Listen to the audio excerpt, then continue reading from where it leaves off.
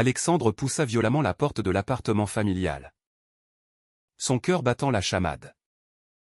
Alors qu'il surprenait son père en train de lire ses messages privés sur son téléphone oublié. Les mots crus échangés avec Julien. Son amant secret.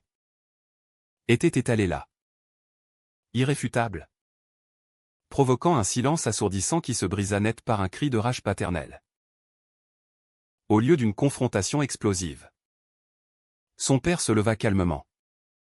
Déchira une photo de famille et la jeta à ses pieds. Murmurant, « Tu n'es plus mon fils ». Alexandre sentit le sol se dérober sous lui. Il avait toujours su que ce jour viendrait. Mais pas comme ça. Pas dans la maison de son enfance à Lyon. Où les murs semblaient imprégnés de traditions inébranlables. À 28 ans. Cadre prometteur dans une entreprise parisienne. Il avait construit sa vie autour de mensonges minutieux pour protéger ce secret qui le rongeait depuis l'adolescence. Julien. Son collègue de 30 ans. Était entré dans sa vie comme un ouragan discret. 2 ans plus tôt. Lors d'un séminaire professionnel. Leurs regards s'étaient croisés. Et ce qui avait commencé par des discussions anodines sur le travail s'était mué en une passion clandestine. Faite de rendez-vous volés dans des cafés anonymes et de nuits passées à se chuchoter des promesses dans des hôtels impersonnels. Mais ce soir-là, tout basculait. Son père. Un homme d'affaires conservateur de 60 ans. Fervent catholique. Avait fouillé son téléphone par suspicion. Alerté par des absences inexpliquées. « Comment as-tu pu nous faire ça ?» hurla sa mère en entrant dans la pièce. Les larmes aux yeux. Serrant contre elle un crucifix comme un bouclier. Alexandre tenta de s'expliquer. Balbutiant des mots sur l'amour vrai. Sur l'impossibilité de changer qui il était. Mais ses parents restèrent sourds. Son frère aîné. Pierre. 32 ans. Arriva peu après. Alerté par les cris. Pierre. Marié. Père de 2 enfants. Incarnation parfaite de l'idéal familial. Observa la scène avec un mélange de dégoût et de pitié. Tu nous déshonores. Alex. Pense à ce que diront les voisins. La famille élargie. La nuit qui suivit fut un tourbillon de reproches. Alexandre. Assis sur le canapé du salon. Écouta son père énumérer les conséquences, plus d'héritage. Plus de soutien financier pour son appartement à Paris. Et surtout, l'interdiction de revoir ses neveux. Tu es une menace pour eux. Asséna son père. Invoquant des peurs irrationnelles sur l'influence néfaste. Sa mère, plus émotive, pleura sur la perte d'un fils qu'elle imaginait marié avec des enfants. Alexandre sentit la culpabilité l'envahir, il avait toujours su que sa sexualité heurterait leurs valeurs profondes. Ancré dans une France rurale où l'homosexualité était encore tabou pour beaucoup. Pourtant, il avait choisi de mentir, par peur de les perdre. À présent, c'était fait. Le lendemain matin, Alexandre quitta Lyon en train. Le cœur lourd. Direction Paris. Julien l'attendait à la gare. Inquiet après un appel paniqué. « Qu'est-ce qui s'est passé ?» demanda-t-il en le serrant dans ses bras. Loin des regards. Alexandre raconta tout. Les larmes coulant enfin librement. Julien, issu d'une famille plus ouverte de Bordeaux, avait assumé son orientation dès ses 20 ans. Affrontant des rejets similaires mais les surmontant avec résilience. Tu n'es pas seul. Alex. On va traverser ça ensemble. Mais Alexandre doutait, la perte de sa famille creusait un vide abyssal. De retour à leur appartement partagé en secret. Il passa la journée à ruminer. Oscillant entre rage et désespoir. Était-ce le prix de l'authenticité ? Les semaines suivantes furent un calvaire. Au travail, Alexandre maintenait une façade professionnelle. Mais les nuits étaient hantées par des cauchemars où il revoyait le regard accusateur de son père. Julien tentait de le soutenir, organisant des dîners avec des amis gays pour lui montrer une communauté bienveillante. Mais Alexandre se sentait déraciné. Un appel de Pierre aggrava les choses, « Papa est malade depuis ton départ. » Son cœur. Les médecins disent que le stress y est pour beaucoup. La culpabilité frappa Alexandre comme un coup de poignard. Était-il responsable? Avait-il choisi l'amour au détriment de la santé de son père? Il envisagea de renier Julien, de revenir en arrière. Mais l'idée le terrifiait autant que l'abandon familial. Puis vint la confrontation avec des amis d'enfance. Lors d'un week-end à Lyon pour régler des affaires, Alexandre croisa Marc, un vieux camarade. La nouvelle s'était répandue comme une traînée de poudre. « T'es gay? Sérieux? Mec ?» lança Marc avec un rire forcé, masquant mal son malaise. Alexandre hocha la tête, attendant le jugement. Au lieu de soutien, Marc évoqua des blagues douteuses sur les PD et les risques pour la société. Pense aux gosses. À l'avenir de la France. Alexandre rentra à Paris brisé, réalisant à quel point les préjugés étaient ancrés, même chez ceux qu'il croyait progressistes. Julien, sentant son partenaire s'éloigner, organisa une soirée romantique pour raviver la flamme. Ils marchèrent le long de la Seine, main dans la main pour la première fois en public, défiant les regards. Mais un incident mineur, un passant marmonnant une insulte, raviva les peurs d'Alexandre. Et si on nous agresse? Si ça empire? Julien le rassura, l'amour vaut les risques.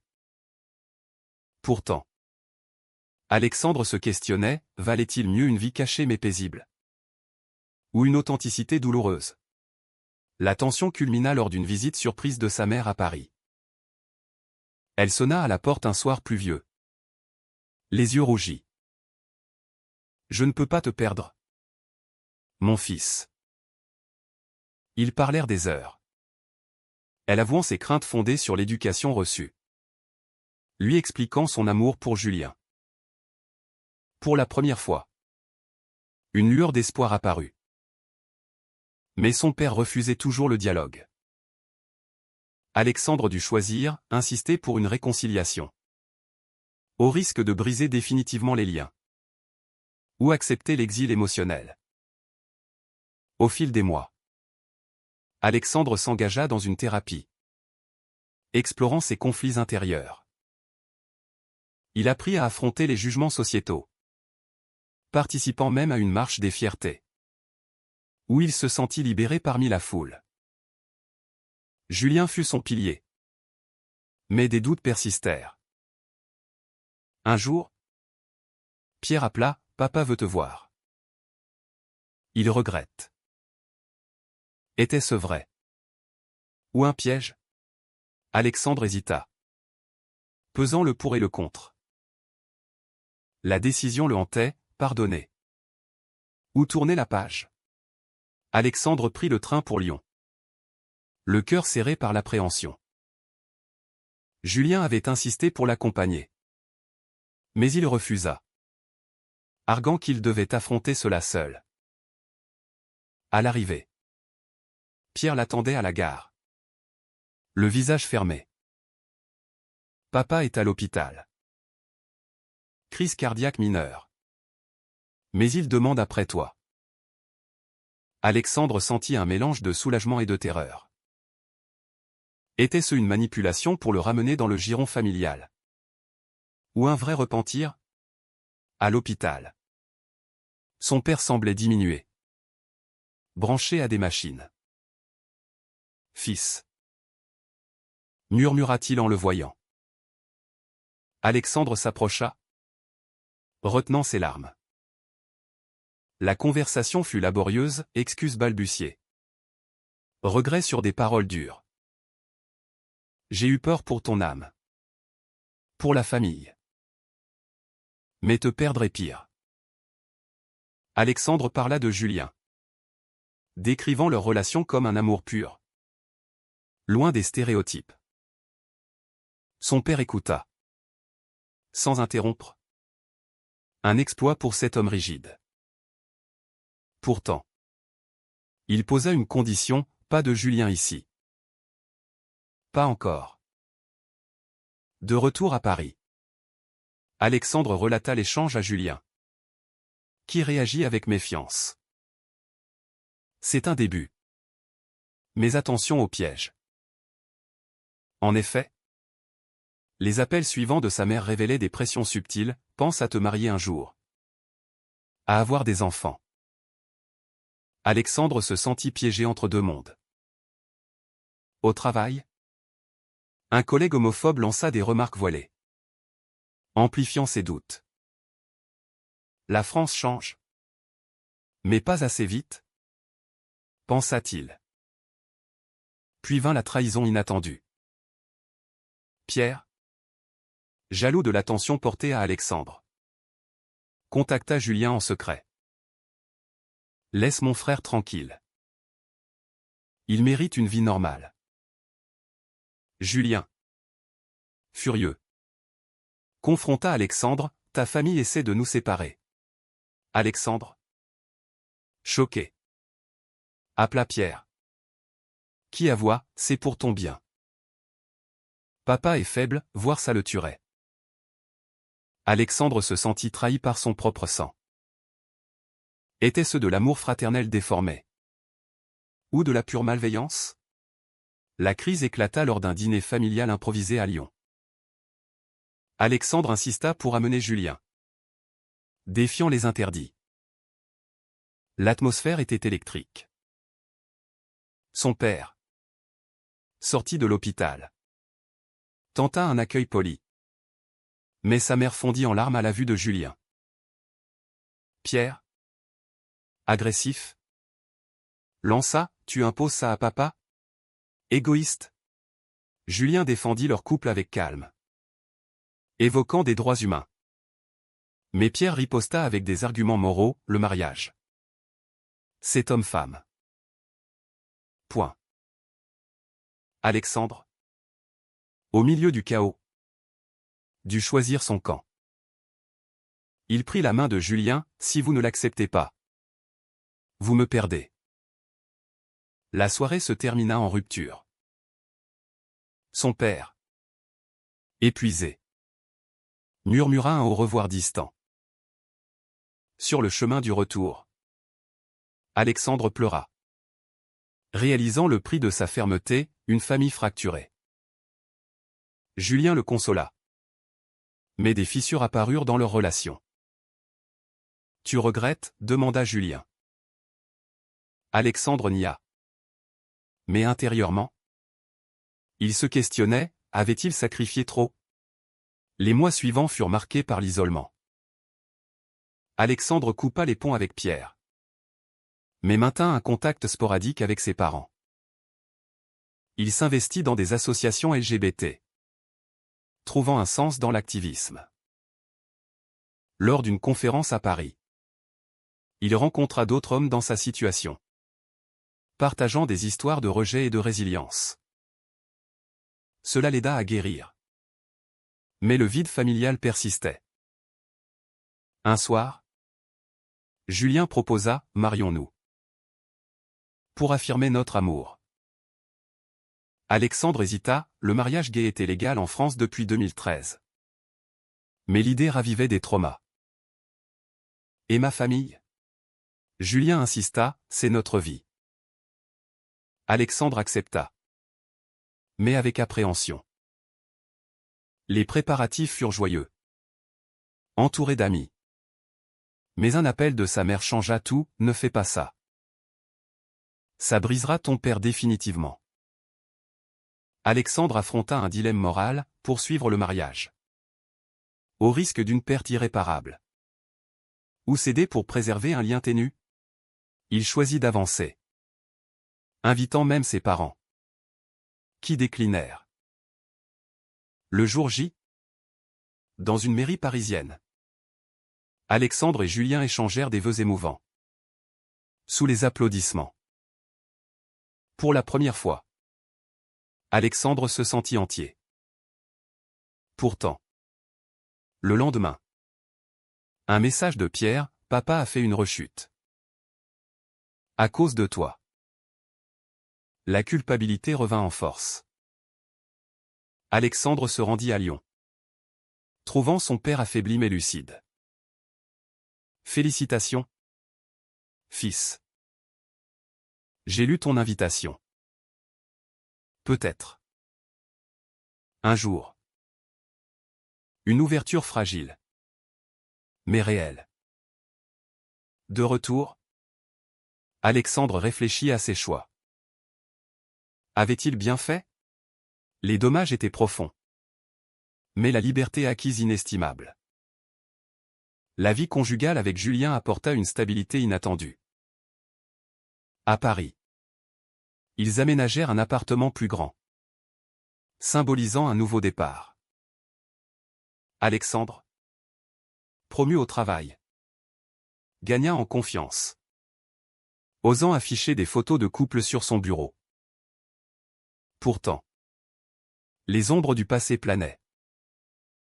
Des lettres anonymes arrivaient parfois, remplies d'insultes homophobes, rappelant que la société française, malgré ses avancées, abritait encore des poches de haine. Alexandre les ignora, se concentrant sur son bonheur. Mais un événement chamboula tout, la grossesse de la femme de Pierre. Son frère appela, suppliant, viens voir tes neveux. Papa veut te présenter comme oncle. Alexandre y vit une opportunité de réconciliation. Mais Julien le mit en garde, c'est un piège pour t'attirer sans moi. Alexandre décida d'y aller seul. Par prudence. À Lyon, l'accueil fut tiède. Son père, en meilleure santé, parla peu de Julien, se focalisant sur la famille traditionnelle. Pierre insista, laisse tomber cette phase. Reviens à la normale. Alexandre rentra furieux, réalisant la manipulation. Il confronta Julien sur ses propres doutes, et si j'avais tort? Si l'amour gay n'était pas fait pour durer face à tant d'obstacles? Julien, blessé, riposta, si tu doutes, peut-être qu'on devrait t'arrêter. Leur première grosse dispute éclata, révélant des failles. Alexandre, rongé par la culpabilité familiale, envisagea une séparation temporaire. Puis vint le choc, Julien reçut une offre d'emploi à Bordeaux, près de sa famille. C'est une chance pour nous. Loin des tensions. Alexandre refusa. Attaché à Paris et à son travail. Le débat s'envenima, Julien accusa Alexandre d'être encore prisonnier de son passé.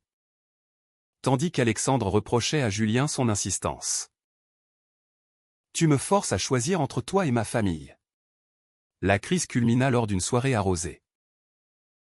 Julien, frustré, sortit seul et rentra tard, avouant avoir flirté avec un inconnu.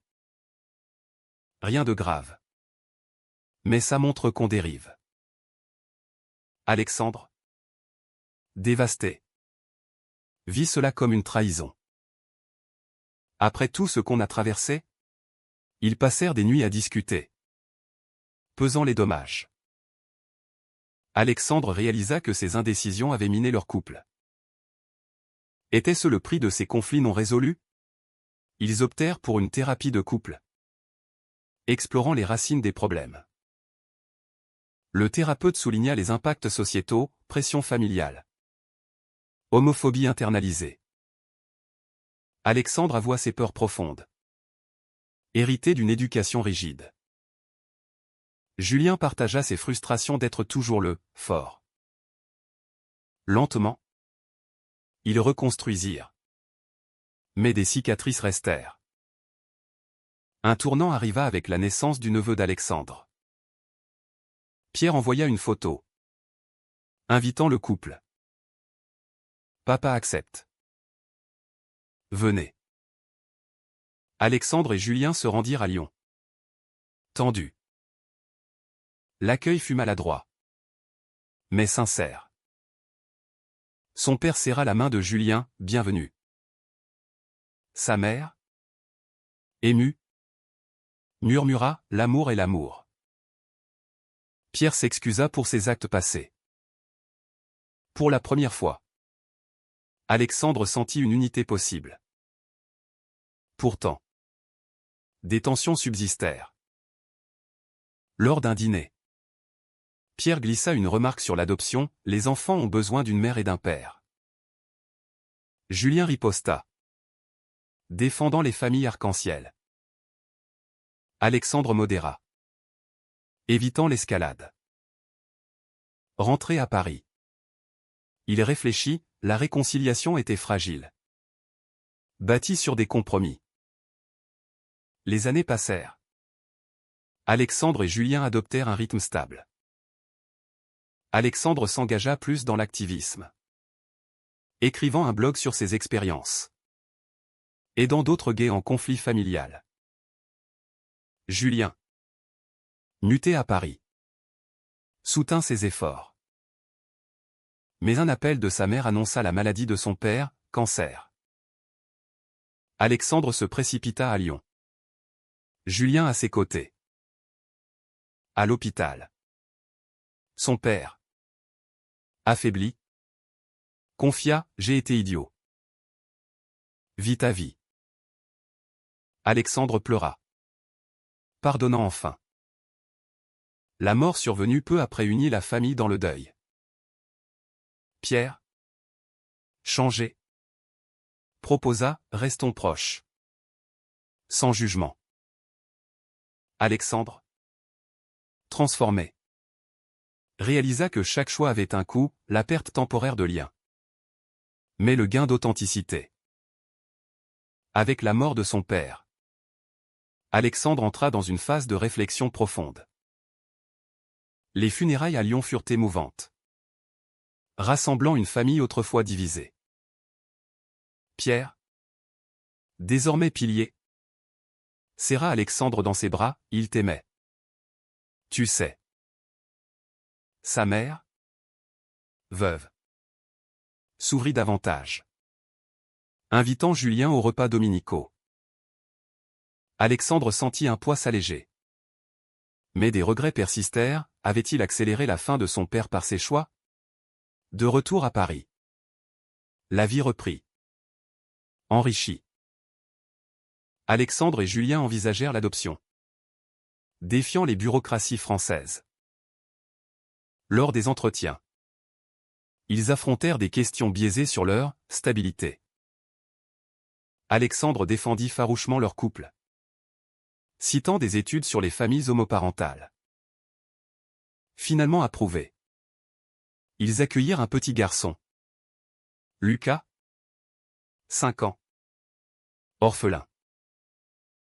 La joie fut immense. Mais les défis surgirent, regards suspicieux à l'école. Commentaires de voisins. Un incident marqua Alexandre, un parent d'élève lança une pétition contre l'influence gay sur les enfants. Alexandre, outré, confronta l'homme publiquement, invoquant la loi et l'égalité. Le soutien de l'école fit reculer le bigot. Mais Alexandre réalisa la bataille incessante contre les préjugés. Julien, plus pragmatique, conseilla, ignore-les. Focus sur Lucas. La famille élargie réagit diversement. Pierre et sa femme visitèrent, jouant avec Lucas. Mais sa mère hésita, est-ce moral? Alexandre expliqua patiemment, évoquant l'amour inconditionnel. Lentement, elle accepta, tricotant même un pull pour l'enfant. Pourtant, une nouvelle trahison ébranla tout. Un cousin éloigné, informé, publia sur les réseaux sociaux des accusations calomnieuses sur leur mode de vie pervers. La nouvelle se propagea, atteignant le travail d'Alexandre. Son patron, conservateur, le convoqua, sa nuit à l'image de l'entreprise.